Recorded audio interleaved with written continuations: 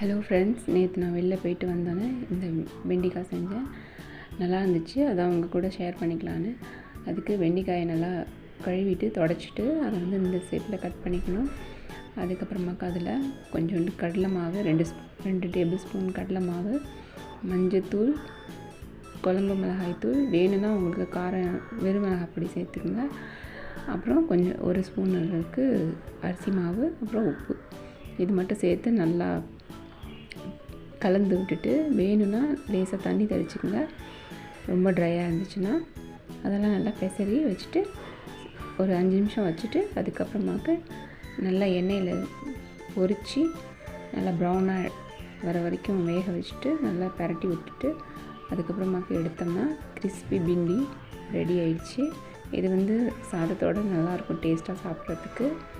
நான் காலையிலேயே சாம்பார்லாம் வச்சதுனால சாம்பார் கூட வச்சு சாப்பிட்டோம்.